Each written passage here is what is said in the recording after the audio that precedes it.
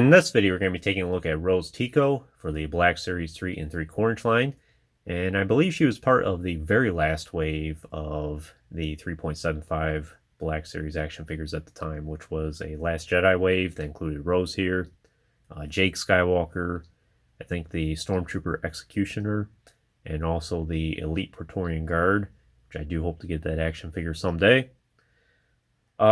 I picked this Rose up from Tongori within the last 5 or 6 years or so. I only paid a couple dollars for her, but I was already placing a large order, and I thought, I think Rose would fit along with my Rebel Alliance collection here, and indeed she does. She has the look and the character for it. She blends in perfectly.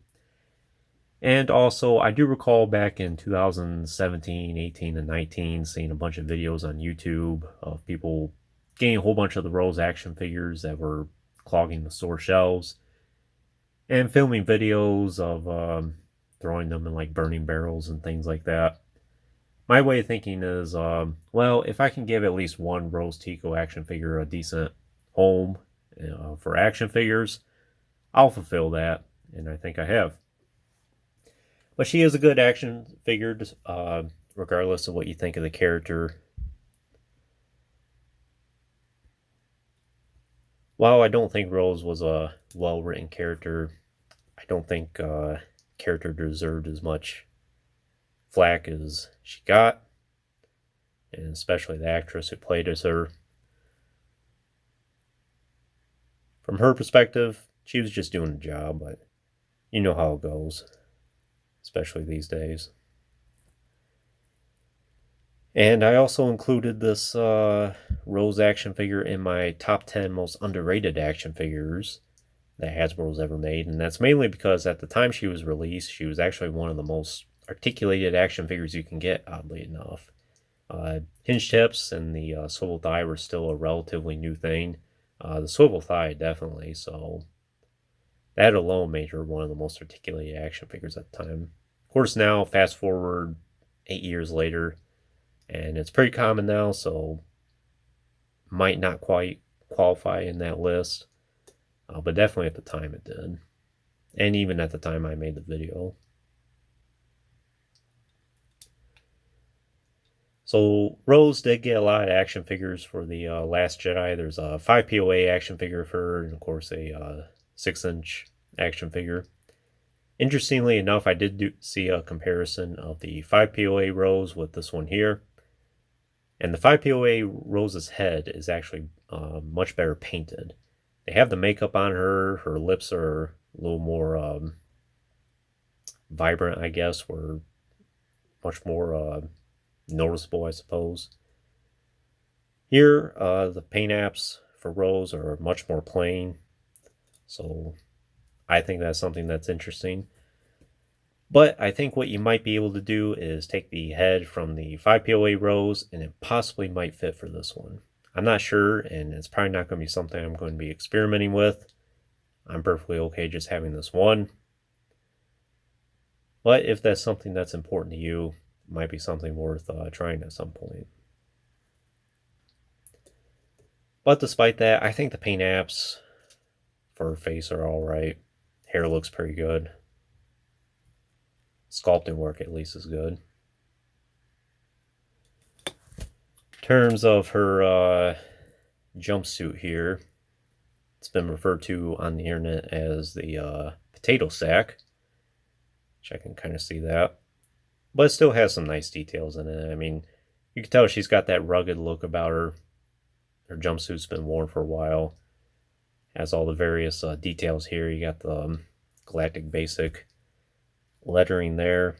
Not sure what that means. You have the pouch. You have what I assume is a rank badge.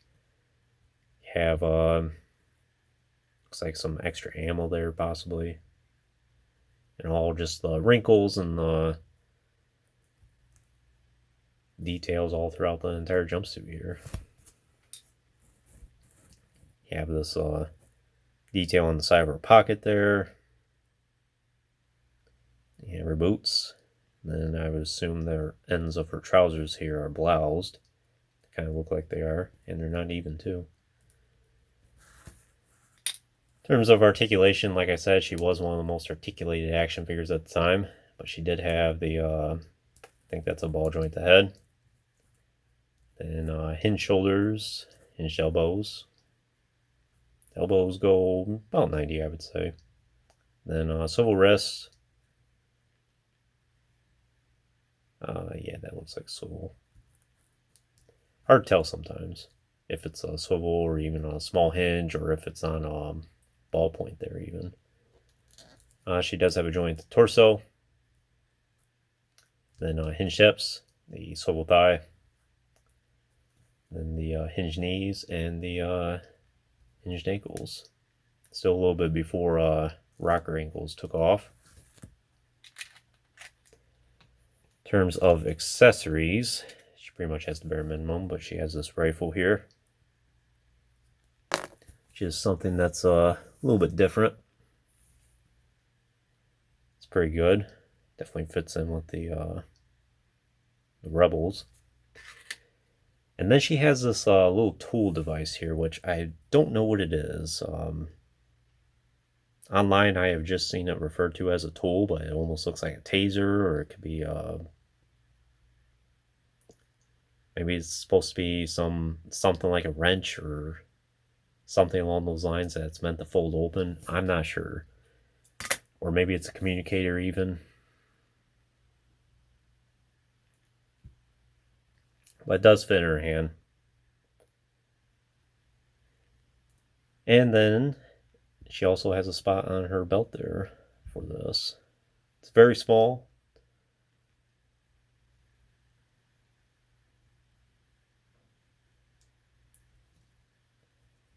But it fits in pretty good there. You can see the ammo on her belt there too.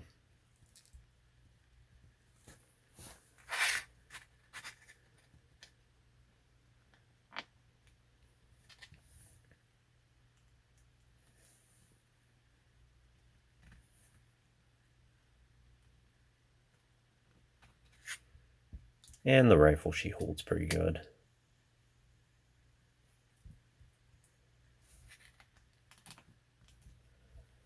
Do something like that.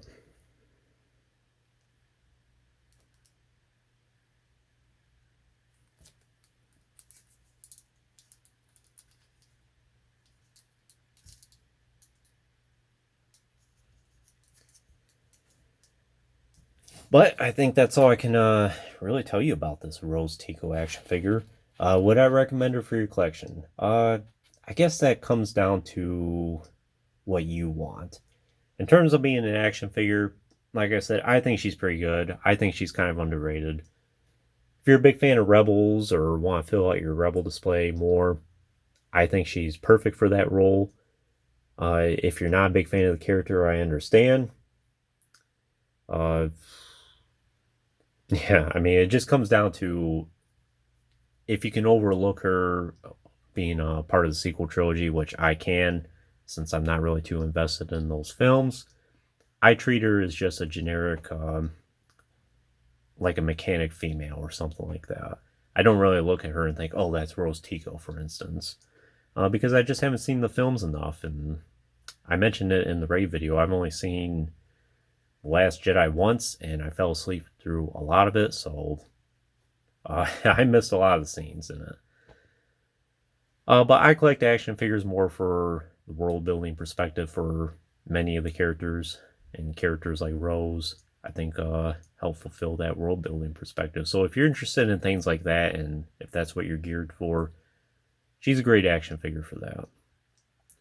But I don't mind having her in my collection. She's been a great part of it over the last several years. And yeah, between Rey here and Rose, these are the only two sequel trilogy characters I have at this time. As I mentioned, there are others I plan on getting at some point, like the Elite Praetorian Guard, maybe one or two of the First Order Stormtroopers, the Super Articulate Kylo Ren, which I used to own, but I hope to reacquire at some point. That's pretty much it. Not really interested in having Finn or Poe Dameron even. But who knows? Maybe I'll change my mind in the future. But for now, that's where everything stands for the sequel trilogy. But anyways, that concludes this review. I hope you enjoyed it. Stay tuned for playing more in the future. There's always more to come. If you haven't already, please like the video and subscribe to the channel. I appreciate your support, and check out the links in the description if you haven't done so already. And as always, thanks for watching.